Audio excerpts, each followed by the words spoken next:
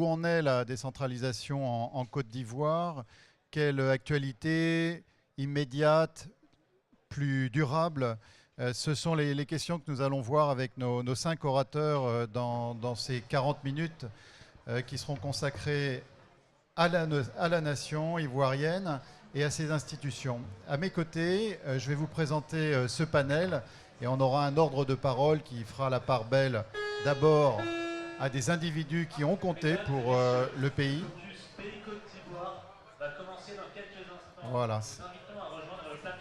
C'est confirmé. Ensuite, la part belle a une actualité importante à Paris. Et puis enfin, on ira plus largement sur l'état de cette décentralisation qui est quand même un élément important d'une coopération décentralisée active. Augustin Thiam est à mes côtés. Bonjour monsieur. Vous êtes gouverneur de Yamoussoukro et vous nous donnerez dans quelques instants cet état des lieux, d'après vous, de la décentralisation dans le pays. Où en est-elle et comment fonctionne-t-elle? Vincent Encho est votre voisin. Monsieur, vous êtes vice-gouverneur d'Abidjan. Et je crois que vous aurez, pour démarrer, un petit mot pour quelqu'un. Voilà, vous nous expliquerez. Je ne vais pas m'avancer par pudeur plus avant. Nicolas Djibo est votre voisin de droite. C'est le maire de Bouaké. Bonjour monsieur. Donatien Begré, président de la région de San Pedro. Est-ce que c'est une grande région, cette institution locale? Je vous en prie, répondez dans le micro. C'est la deuxième grande région de Côte d'Ivoire. Et je profite de la présence de Nicolas Djibo. Bouaké, qu'est-ce qu'il faut en savoir dans son importance pour politique ou démographique? Bouaké est la deuxième ville de la Côte d'Ivoire, après Abidjan. Et Bouaké est une ville particulière dans la mesure où c'est la ville qui connaît la présence de très fortes communautés. Communautés étrangères. Quand vous dites étrangers, c'est... Essentiellement des Maliens, des Burkinabés et des Guinéens. D'accord, continental. Jean-François Abo est notre dernier invité, c'est le directeur du Fonds mondial de développement des villes. Bonjour à vous. Comment va le fonds en ce moment? Il travaille sûrement beaucoup et a beaucoup à travailler. Quelles sont un peu ses priorités? Bonjour. Les priorités sont multiples, à la fois sur l'accompagnement de projets, et notamment en Côte d'Ivoire au niveau des collectivités locales et des gouvernements centraux, mais également sur le processus Habitat 3 et le processus onusien de la préparation de la COP 22. Donc l'agenda est très chargé, effectivement. Et il y a des choses dans quelques jours, je crois, mais vous allez nous en parler un petit peu après. Vincent Encho, munissez-vous du micro. On démarre avec une pensée pour une personnalité de votre écosystème politico-social. Et c'est le moment d'en parler avec un peu d'émotion, je crois. Voilà, avec la permission de l'ambassadeur de Côte d'Ivoire à Paris, avec le soutien des présidents des régions et des maires, je voudrais demander à l'assistance de marquer 1 minute pour rendre hommage à M. Parfait Gourou, combattant de la décentralisation qui nous a quittés il y a si peu.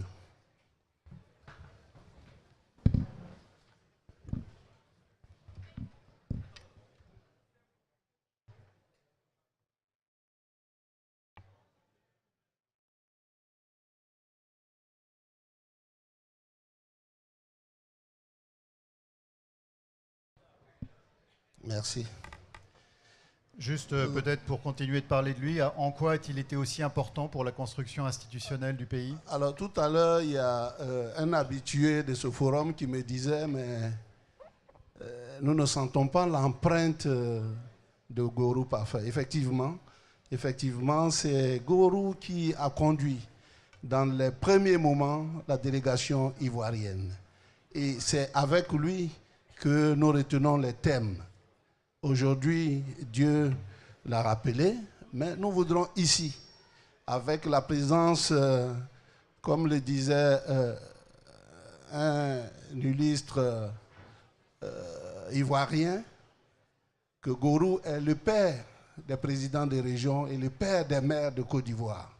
C'est vrai, il laisse un vide, mais en tant que fils digne, nous venons ici pour rendre cet hommage et dire que tout ce qu'il a tracé, tout ce qu'il a voulu sera réalisé avec ces enfants que sont les maires et les présidents des régions.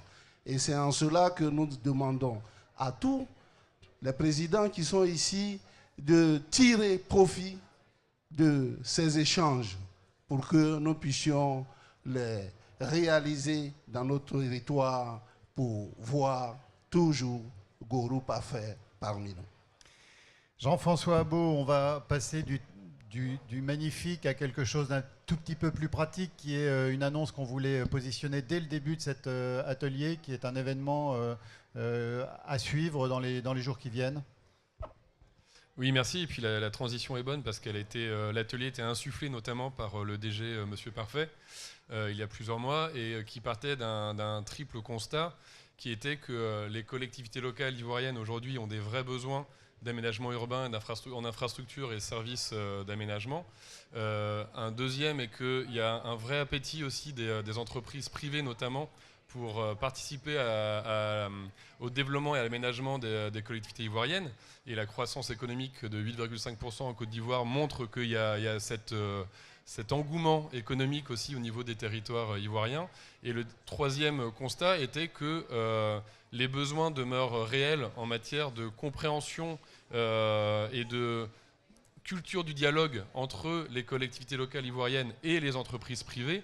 Donc l'idée a été d'organiser avec le MEDEF International et la Task Force Ville Durable du MEDEF International, qui est ici représenté, et de le faire dans le cadre d'un partenariat, d'organiser un atelier qui réunirait les entreprises françaises qui présenteraient leur technologie et les solutions d'aménagement pour la ville urbaine et durable en général, mais également les collectivités locales ivoiriennes qui présenteraient leurs besoins d'investissement sur leur territoire, et avec notamment le panel qui est ici, qui participera et qui présentera demain leurs besoins. C'est un speed dating en version business. Alors, on ne parlerait pas de speed dating parce qu'on déjà on prend une journée, et qu'en une journée il y a beaucoup de choses à dire, mais c'est plutôt quelque chose de, pour en prendre un anglicisme, de matchmaking, de faire rencontrer le besoin des collectivités locales et les solutions offertes par les entreprises, mais avec derrière, non pas que ce dialogue construit, mais également une volonté aussi de mieux faire comprendre aux collectivités locales les conditions de succès des partenariats publics-privés, avec des experts qui viendront présenter ces conditions-là, mais également les institutions françaises, comme l'AFD et la DG Trésor de Bercy, qui viendront présenter les dispositifs d'accompagnement aux entreprises et aux collectivités locales, qui permettent justement de créer ces opportunités d'action sur le territoire. Alors c'est où, c'est quand? L'atelier se déroulera demain au MEDEF, 2 rue Bosquet. 55, pardon, avenue, ça doit être une avenue. Avenue Bosquet, voilà. Avenue Bosquet, donc dans les locaux du MEDEF, et ce sera toute la journée à partir de 8h30 demain. D'accord, sur inscription où on se présente Une inscription, donc les inscriptions sont possibles sur le site FMDV ou sur le site du MEDEF International, et sont encore ouvertes aujourd'hui. Très bien. Maintenant, on va prendre un peu de champ justement et évoquer cette décentralisation en place, toujours à améliorer, qui s'ancre dans des textes, mais aussi des pratiques telles qu'elle est mise en place dans le pays. Avec peut-être, j'ai envie de démarrer par le maire de Bouaké.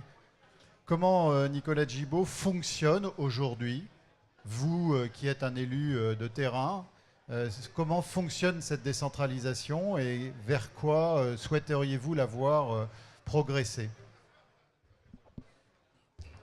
Je trouve que la décentralisation est encore un peu frileuse. Parce que les transferts de compétences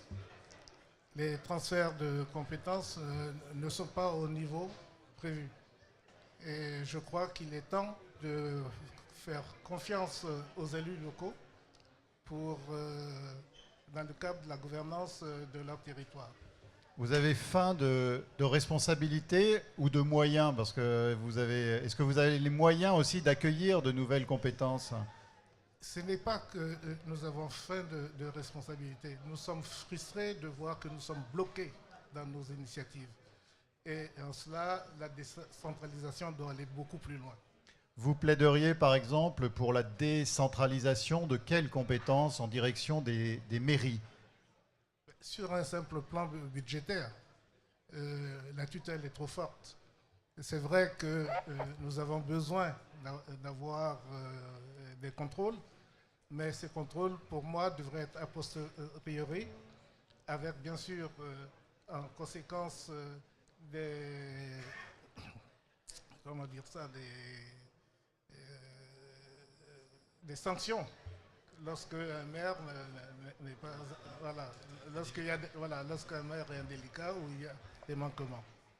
Qu'en pense Augustin Thiam, notre gouverneur de Yamoussoukro? Écoutez, j'abonde dans le sens de Monsieur le maire, mais je voudrais au préalable dire quelque chose parce qu'on insiste sur la présence de Monsieur Gourou. Moi, je voudrais insister sur un autre aspect de sa personnalité. Monsieur Gourou, et pour nous tous d'ailleurs, je pense que mes collègues seront d'accord avec moi, ce qu'on peut qualifier de grand commis de l'État. Il a consacré sa vie au service de l'État ivoirien. Et la décentralisation procède de la volonté politique du président Alassane Ouattara de donner à la Côte d'Ivoire les moyens de son développement à travers des structures décentralisées qui ont été mises en place grâce à des hommes comme Gourou. Parce que comment dire, cette décentralisation a eu besoin d'exister sur papier. Il a fallu l'organiser, lui donner des règles de fonctionnement, et tout cela est passé devant l'Assemblée. Ensuite, il a fallu organiser des élections régionales, nommer tout un processus qui a pris un certain temps et qui s'est déroulé avec l'expertise et la compétence de Parfait Gourou. C'est pour vous dire à quel point il nous manque jusqu'aujourd'hui. Et il avait une compétence, il avait une affabilité, il avait une façon d'accueillir les gens. À chaque fois que vous veniez à son bureau, il avait la porte ouverte, il savait écouter et vous ne repartiez jamais sans des conseils, sans appropriés à votre problème. Et ça, vraiment, je tiens à lui rendre hommage. Et je pense que nous tous ici, nous sentons le vide de son absence. Maintenant, le transfert des compétences, c'est une évidence. Vous savez, on sort de près de 40 ans de centralisme abidjan. Et puis tout à coup, même en France ici, la décentralisation ne s'est pas faite sans heurts. C'est la même chose chez nous. Je ne veux pas faire de procès de personne, mais après 40 années de centralisme à Abidjan, certains administrateurs ont peine à comprendre que les ordures de Yamoussoukro doivent être gérées par Yamoussoukro et pas par Abidjan. Que le plan stratégique de développement du district de Yamoussoukro, par exemple, qui a été écrit et qui prévoit les investissements pour les 15 prochaines années de Yamoussoukro, dans le district de Yamoussoukro, doivent être décidés à Yamoussoukro et pas à Abidjan. Je crois que la demande de monsieur le maire de Bouaké et de nous tous d'ailleurs, président de conseils régionaux et gouverneurs, est à ce niveau-là. On nous donne les moyens administratifs sans très souvent nous donner les moyens financiers de notre décentralisation. Merci. Donatien Begré. Merci beaucoup. Je pense que j'aborderai dans le même sens que mes prédécesseurs, mais je dirais aussi que la décentralisation, de manière figée, effectivement, nous attendons davantage de moyens, mais je pense aussi que nous sommes tenus, les élus locaux, d'avoir des idées innovantes. Il est important que nous sortions des sentiers battus. Il est important que nous sortions effectivement du développement basique, c'est-à-dire construire des écoles, faire un développement à la base. Mais il est aussi important que nous ayons des idées innovantes qui vont faire de nos cités, de nos villages, je dirais, des cités modernes où il fait bon vivre. Mais pour cela, ça se passe aussi ici, dans la réflexion. Nous devons pousser la réflexion. Quand on est bloqué quelque part, je ne reviendrai pas là-dessus, il faut rouvrir ici, mais c'est ce qui explique aussi notre présence ici, pour développer des partenariats, pour chercher effectivement de nouvelles ressources, pour que effectivement nous puissions mettre nos populations dans, je dirais, j'aime bien le terme, dans le bien-être. Ces populations, surtout cette jeunesse, elle est exigeante. Elle attend beaucoup de nous. Elle attend beaucoup de nous et ça, dans le partenariat que je dirais gagnant-gagnant, ce pour lequel nous sommes là, c'est des choses que nous devons développer. Et pour moi, un élu local ne doit faire que ça. Tout le monde sait construire une école, tout le monde sait construire un dispensaire, donner de l'eau à sa population. Il faut que nous innovions. Et nous sommes à la recherche de l'innovation et nous sommes dans la pratique de l'innovation. C'est ce qui nous permettra de sortir effectivement dans notre état actuel. Alors, est-ce que vous aspirez à plus de décentralisation? Est-ce que les conditions sont réunies? Est-ce que vous avez les équipes, les élus qu'il faut aussi, les structures pour accueillir plus de compétences? Continuons avec vous, monsieur le représentant de San Pedro. Bon, le développement, il est participatif, hein. L'État de Côte d'Ivoire met à notre disposition des fonctionnaires. Nous avons également les élus locaux. Mais le premier rôle de l'élu, en plus d'être bâtisseur aussi, c'est d'être un pédagogue. C'est un manager. Moi, je pars du fait que nous devions gérer aujourd'hui nos collectivités comme une entreprise, avec des objectifs, avec des résultats. Ça suppose qu'il faille manager des gens, des hommes. Ça suppose qu'il faille les accompagner. Ça suppose qu'il faille les motiver. Nous sortons désormais du fonctionnariat classique. On ne gère plus aujourd'hui une mairie, une collectivité, une région en étant là en disant ça va se faire. C'est l'argent de l'État, de toutes les façons, ça va se faire. Rien ne va se faire si on ne fait pas bouger les choses. Donc moi je dirais pour vous répondre que nous devons être participatifs et nous devons avoir un comportement de leader. Monsieur Thiam, êtes-vous prêt à recevoir plus de responsabilités? Et qu'est-ce qui manque, si oui, pour que ces responsabilités vous échoient? Je crois que beaucoup de choses chez nous procèdent d'abord de la volonté politique d'une équipe ou d'un individu. Notre problème n'est pas un problème de compétences humaines. Je pense que le matériau humain, nous l'avons. Mais je dis, ce sont de vieilles habitudes et il nous est difficile de lutter contre elles. Et je suis d'accord aussi avec le président de la région de San Pedro. Il nous faut faire preuve d'imagination. Nous avons initié certains projets, nous allons en parler très certainement demain, de partenariats public-privé. Certaines entreprises ont accepté de nous accompagner dans ces partenariats-là et les expériences sont probantes. Et il faudrait que le gouvernement nous appuie et nous laisse faire, tout simplement. Et ça revient à dire ce que tout à l'heure mon collègue disait, qu'il faut que nous ayons des esprits d'entrepreneurs. Il faudrait que nos collectivités soient gérées comme des entreprises privées, effectivement avec des objectifs et avec des résultats et avec des sanctions. Parce que très souvent, par là aussi l'Afrique pêche. Nous n'acceptons pas les sanctions. Or, j'estime qu'être responsable, c'est prendre des risques, accepter l'échec comme accepter la sanction. Et ça, l'Afrique est très faible là-dessus. Nous n'acceptons pas les sanctions. Alors, je voudrais réagir. Tout à l'heure, le président de San Pedro le disait, il faut que nos collectivités créent les richesses. Chaque fois, nous nous plaignons, nous parlons de l'État a ses prérogatives. Donc aujourd'hui, il faut que nous imaginons, il faut que nous créions de la richesse. Et là, je voudrais ici féliciter le maire de Cocody, qui, en partenariat avec la société de transport Soutra, a initié un transport. Et ce transport, à terme, va générer des ressources pour la mairie de Cocody. Aujourd'hui, nous avons les présidents de conseils régionaux. Je pense que pour forcer la main à l'État, il faudrait que nous aussi, nous commençons par des projets propres de création de recherche et je pense que nous serons accompagnés. J'ai réagi parce que je suis fonctionnaire du ministère de l'économie et des finances et je connais un peu les difficultés de l'État.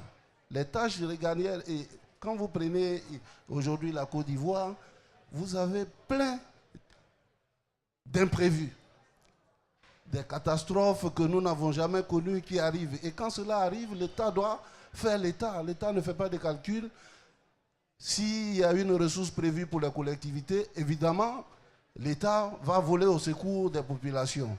Donc, je voudrais m'inscrire dans la même ligne que San Pedro pour dire aujourd'hui l'intérêt de ces échanges que nous avons. Et c'est la volonté de Parfait Gourou. Pour que nous puissions prendre les exemples et les traduire sur notre terrain pour créer de la richesse. Voilà un peu ce que je voulais ajouter. On va terminer ce volet institutionnel en parlant de coopération décentralisée. Peut-être un petit mot de chacun de vous. Quel serait le message que vous avez envie d'adresser à des collectivités locales françaises en cette année 2016? Peut-être en démarrant par vous, Monsieur Thiam, et puis en terminant du côté de Monsieur Begré. Écoutez, je voudrais m'adresser à tous les entrepreneurs français, européens même, pourquoi pas, et leur dire que si, il y a quelques années, la Côte d'Ivoire a tangué, appelons ça comme ça, aujourd'hui les choses ont totalement changé et toutes les conditions sont réunies pour que ces investisseurs viennent en Côte d'Ivoire investir sans problème. Donc votre C'est un pays- priorité, Pardon ? ce sont plutôt les entrepreneurs que les collectivités locales en termes Pareil, de partenariat. Partenariat avec les collectivités aussi. Mais on parlait tout à l'heure d'esprit d'entreprise. Ce sont les entreprises qui créent les emplois, ce n'est pas les collectivités. Les collectivités peuvent en créer, mais les premiers créateurs d'emplois, ce sont les entrepreneurs. Et moi, je les invite à venir en Côte d'Ivoire. Nous avons un code des investissements qui leur est très favorable. Nous avons une justice qui a été revue. Nous avons des textes de loi qui sont appliqués. Nous avons une sécurité qui est assurée, sécurité physique, sécurité bancaire, sécurité à tous les niveaux. Ils sont les bienvenus en Côte d'Ivoire et qu'ils viennent avec nous. Nous allons aller vers eux, vers des projets pour leur proposer des partenariats. Je les invite à accepter de collaborer avec nous et de nous aider à aider nos collectivités parce que pour nous, notre premier objectif, c'est le mieux-être de nos collectivités. Voilà le message que je souhaiterais lancer comme gouverneur du district de Yamoussoukro. Merci. Merci. Nicolas Djibo, sur cette adresse dirigée vers peut-être les élus locaux, vos collègues français, quelle serait-elle ? C'est un soutien à ce que vient de dire monsieur le gouverneur du district de Yamoussoukro. Il suffit de faire le simple constat que la Côte d'Ivoire a connu pendant les 10 années de la crise militaro-politique. La coopération décentralisée s'est arrêtée entre les collectivités territoriales ivoiriennes et les collectivités territoriales françaises. Il est temps de rattraper cela et aujourd'hui, nos villes, nos régions présentent des atouts qui peuvent permettre de renforcer cette coopération décentralisée.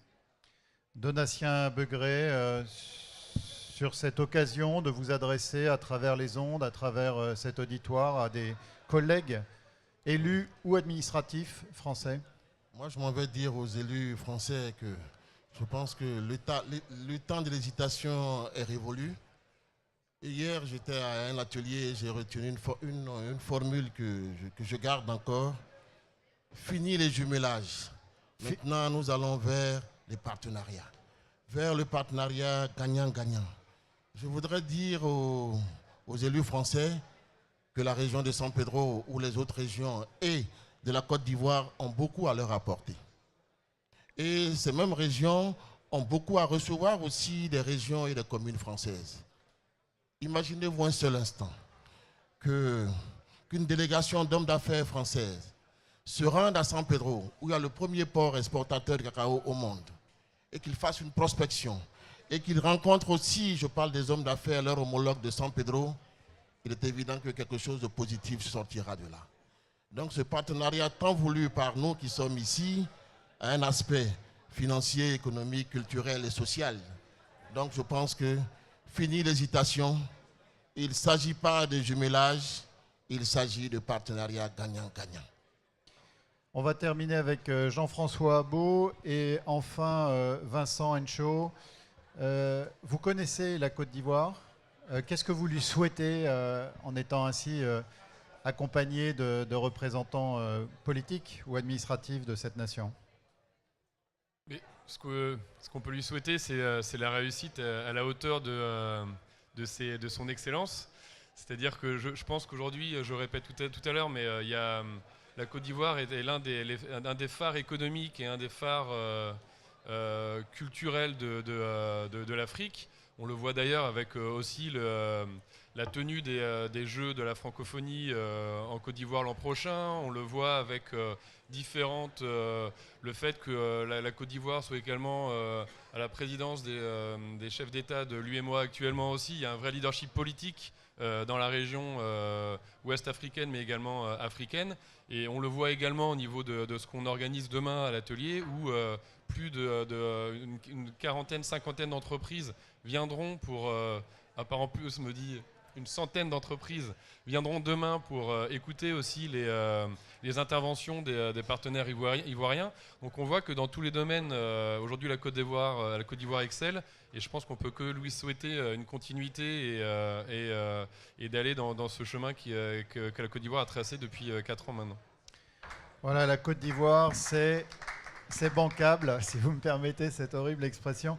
Vincent Henchaud, on termine avec vous sur, d'une part, cette adresse à d'éventuels collègues français, et puis bien sûr cette ouverture sur les Jeux de la francophonie dont vous êtes l'hôte, en partie ou entièrement, je ne sais pas, l'an prochain. Comment se prépare ce projet qui est une sorte de vitrine, je devine, de l'économie et plus largement de la vitalité du pays? Alors, je réitère les propos du gouverneur Mambé à cette même tribune en disant que Abidjan ouvrait ses bras aux collectivités françaises, aux entrepreneurs français, que ces derniers viennent prendre leur place parce que nous avons un mariage de raison, un mariage qui date et nous voulons que la France, et là je suis heureux, nous avons avec les incessants va-et-vient que nous avons, un jeune entrepreneur français qui va s'installer dans les jours qui viennent en Côte d'Ivoire. Je voudrais que tous suivent son exemple. Le président Ouattara, oui, le président Alassane Ouattara, le peuple de Côte d'Ivoire et Abidjan accueillent les Jeux de la francophonie. Abidjan, fidèle à sa tradition de carrefour, de brassage de peuple, voudrait voir toutes les collectivités françaises manifester leur intérêt aux côtés du peuple de Côte d'Ivoire.